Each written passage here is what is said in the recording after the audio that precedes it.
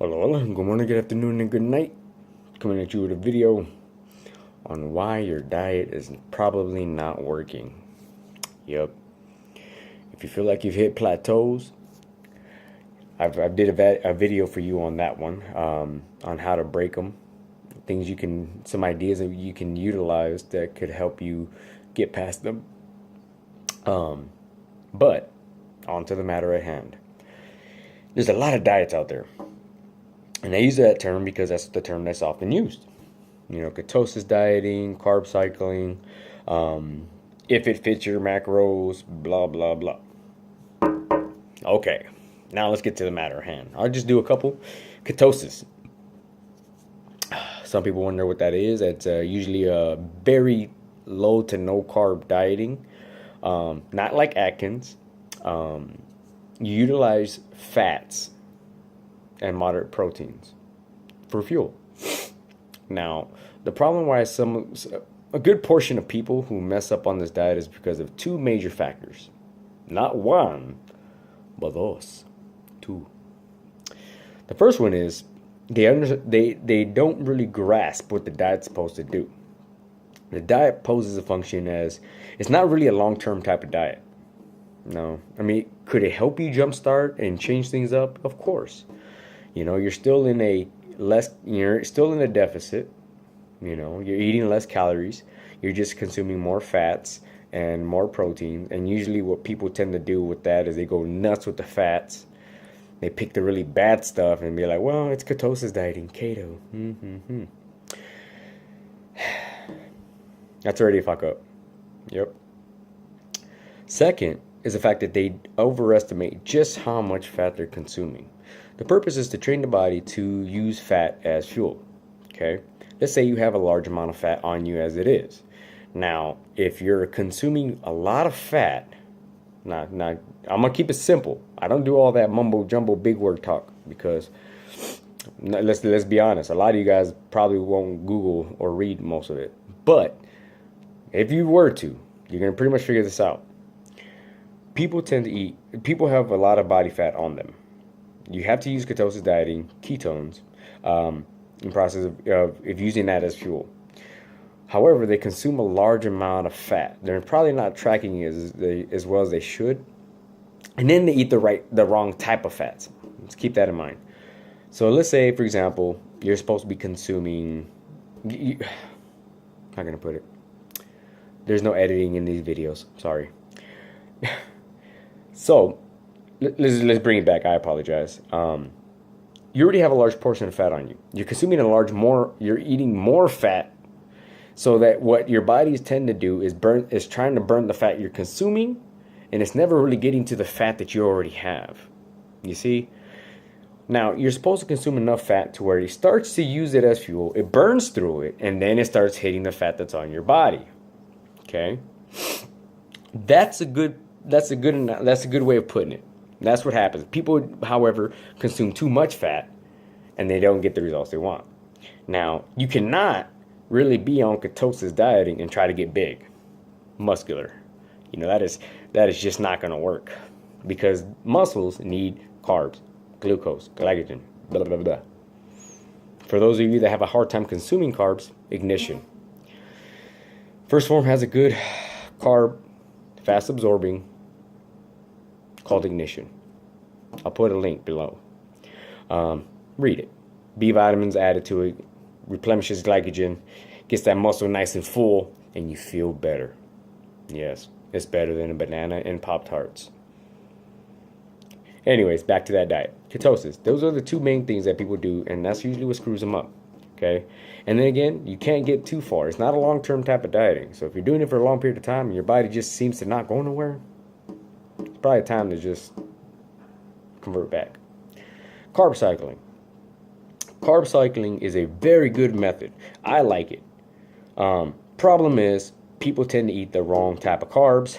They don't put it around the right type of times. Yes, carbs utilized around certain times. For example, if you use some carbs before your workout and a good dose of carbs after you work out, your body can utilize them. Okay? You get, your muscles really take in that pump, that it depletes the glycogen, it replenishes. It's like a big old balloon. Just some of you guys are probably thinking, what the hell was that? But again, people tend to eat the wrong kind of carbs. They never really, again, track it.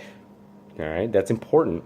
You need to track this kind of shit because some carbs are utilized. Your body is different. Everybody's different. So your body can do better on one carb versus another carb. That doesn't make the other one bad. It just means that your body can optimize that carb better.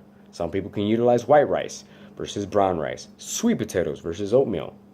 All these are great carbs.